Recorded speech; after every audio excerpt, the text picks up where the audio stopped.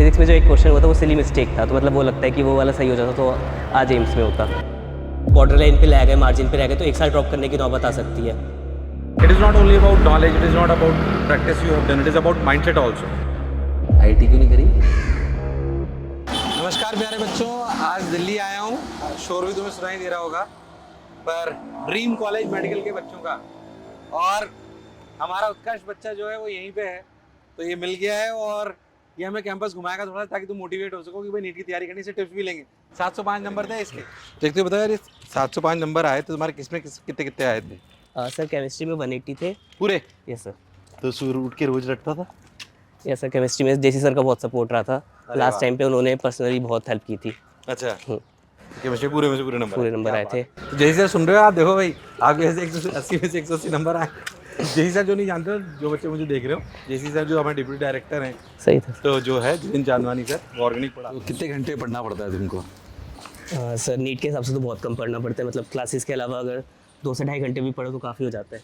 बस? Yes sir. क्या मैं तो सुना मेडिकल में बहुत पढ़ना पड़ता मतलब है। जैसे एग्जाम आ रहे हैं तो एग्जाम से पहले तो ज़्यादा पढ़ना पड़ेगा, लेकिन रेगुलरली अगर 2 ढाई घंटे पढ़ रहे हो तो एग्जाम में कोई दिक्कत नहीं आती। तो मतलब नीट वालों को बोल सकते हैं, क्योंकि हम लोग नीट वालों को ये बोल बोल के डराते हैं कि तुम्हें तो पूरे जीवन भर पढ़ना है, तो नीट से कम पढ़ना पड़ेगा। मतलब पढ़ना तो उतना ही पड़ेगा, 7 घंटे की क्लासेस हो जाती हैं उसके अलावा। अच्छा, 7 घंटे क्लासेस हैं yes sir. Rigorously? Oh yes my sir. God. लेकिन कोई प्रेशर नहीं होता, जैसे कि सब आज ही कंप्लीट करना है, थोड़ा वेट करके भी आराम आराम से कर सकते हो। तो उसमें कितनी प्रैक्टिकल्स और कितनी वैसी क्लासेस होती है? जैसे अभी हम सेकेंड ईयर में है तो 8 से 9 एक थ्योरी क्लासेस होती है, उसके अलावा 12 से 1 एक थ्योरी क्लास होती है और 2 to 4 प्रैक्टिकल होता है, 9 से 12 क्लिनिकल पोस्टिंग होती है।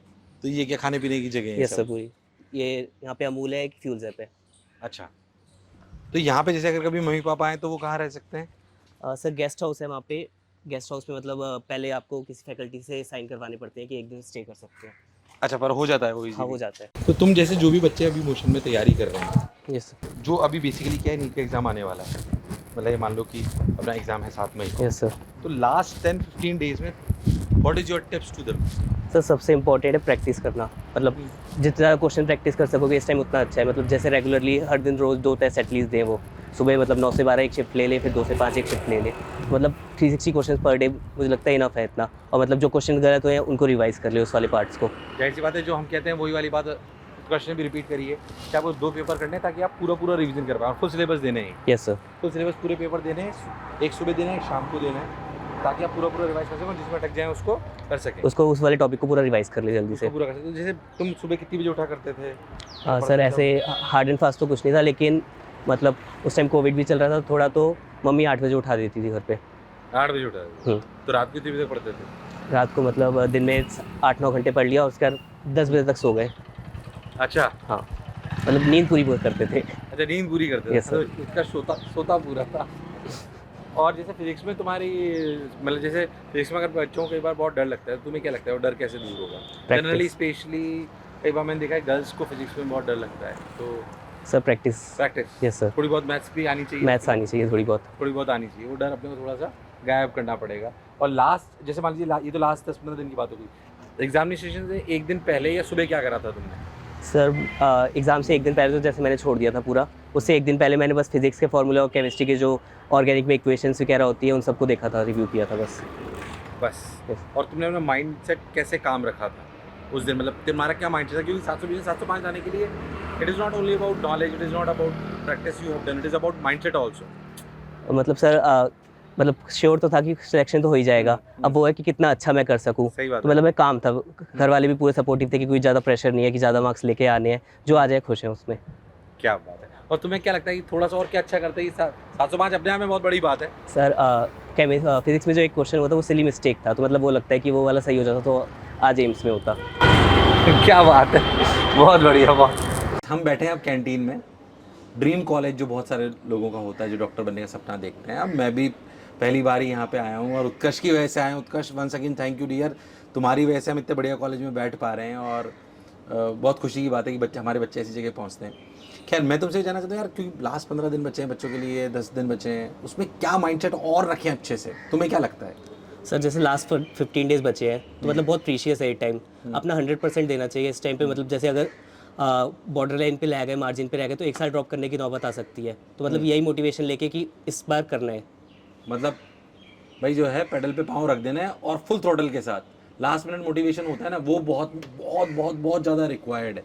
अच्छा, मैं थोड़ी सी अजीब सी बात है, पर मैं तुमसे दिल का सवाल पूछना चाहता हूँ कि एज ए स्टूडेंट तुम्हें क्या लगता है कि तुम्हारे फादर मदर ने, क्योंकि वो खुद भी डॉक्टर हैं तो शायद उस अनुभव से रहे हो, तुम्हारे फादर मदर ने तुम्हारे माइंडसेट को सही रखने में क्या सबसे अच्छी बातें बोली, जो शायद ये मैसेज उन पेरेंट्स के लिए जो अपने बच्चों को अभी डॉक्टर की तैयारी करा रहे हैं, तो उनको किस माइंडसेट तुम्हें लगता है जो सही बात वो बोलते थे जिसकी वजह से तुम मोटिवेटेड रहते थे?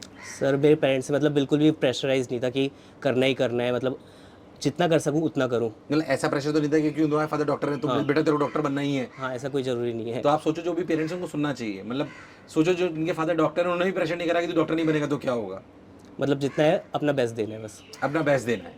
तो मेरे हिसाब से जो भी पेरेंट्स सुन रहे हैं उनको ये समझना चाहिए कि उनको ये बोलना है कि बच्चे को अपना बेस्ट देना है, अगर वो बेस्ट दे देगा तो वो कहीं ना कहीं चला जाएगा।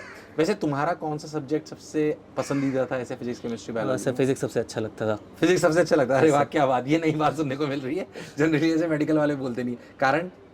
मतलब मैथ्स में वैसे ही मैथ्स अच्छी लगती थी 9th-10th से ही।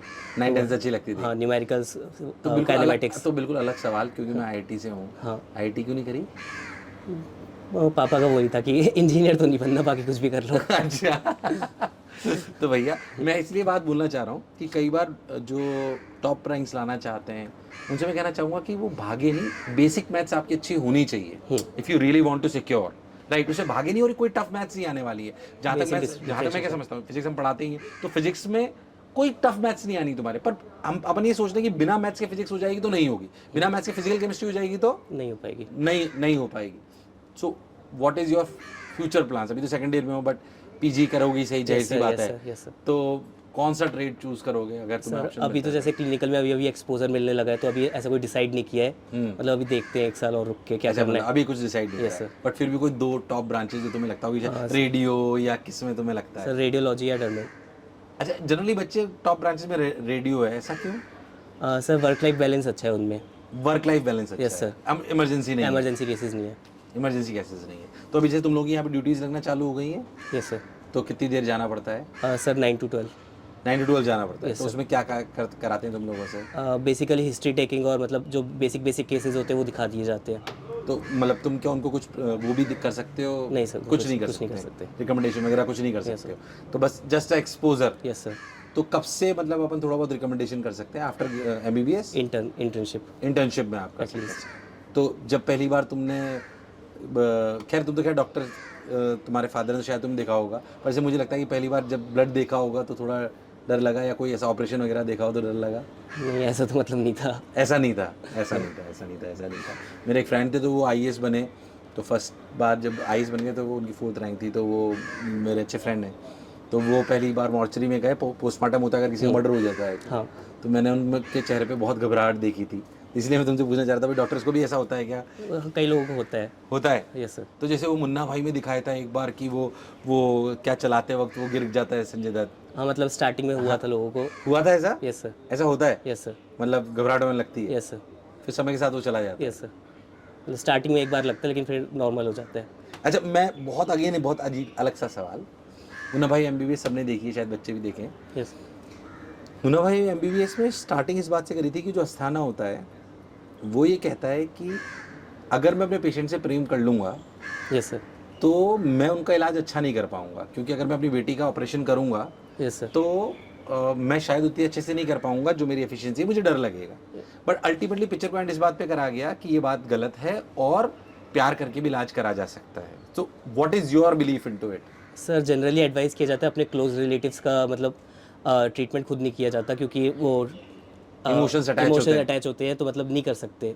मतलब फिर so what is your take? या जो दिस इज ये ड्रामा था जो हमने देखा, as a emotional person, as a human being हमें पसंद आ सकता है, बट जो आप लोग इतने डॉक्टर्स के बीच में रहते हो, इतने बड़े बड़े डॉक्टर्स के बीच में रहते हो, इतने बड़े बड़े प्रोफेसर्स के बीच में रहते हो, what do you think what is the correct way of doing it? Sir खुद नहीं करते, मतलब अपने क्लोज रिलेटिव का नहीं करते। नहीं करते मतलब it is not that easy to cut your own relative, right, to do operation. तो मेरे हिसाब से कई बार हम ड्रामाज और रियलिटी में बहुत डिफरेंस होता है। और जैसे कई बार ऐसा होता है कि कई बार क्या हम मानते हैं कि डॉक्टर भगवान का रूप है, तो तुम्हें क्या लगता है कि ये स्टेटमेंट कितना सच है कितना गलत है? सर 100% तो ट्रू नहीं है, लिमिटेशंस होती है हर किसी की, मतलब लेकिन अपना बेस्ट देता है हर कोई कि अच्छा। मतलब पूरा कोशिश करता है ट्रीटमेंट सही जाए या कोई उल्टी सीधी चीज़ ना हो जाए बीच में। मैं एक चीज़ और उत्कर्ष पूछता हूँ कि यार जाहिर सी बात है डॉक्टर थे इसलिए तुमने नीट चुना, डॉक्टर बन गए, पर अब तुम्हें क्या लगता है how you will this profession will serve the society? Sir जैसे पैसे, लोग कहते हैं कि डॉक्टर पैसे के लिए होता है, तो पैसा तो सेकेंडरी फैक्टर होता है, लेकिन जो प्राइमरी फैक्टर होता है वो होता है पेशेंट का ट्रीटमेंट, पेशेंट को सारी फैसिलिटीज़ मिले, उसे टाइम पे ट्रीटमेंट मिल पाए। तो मतलब गवर्नमेंट भी पूरा इंश्योर करती है कि गवर्नमेंट हॉस्पिटल से सारा ट्रीटमेंट वगैरह हो पाए। क्या बात है। आप देख रहे हो मतलब कि मुझे ऐसा लगता है कि हम कभी कभी सोचते हैं कि डॉक्टर सिर्फ पैसा कमाने के लिए होते हैं, ऐसा नहीं होता। अच्छे डॉक्टर वही बन पाते हैं जो पहले मानव सेवा की प्राथमिकता रखते हैं।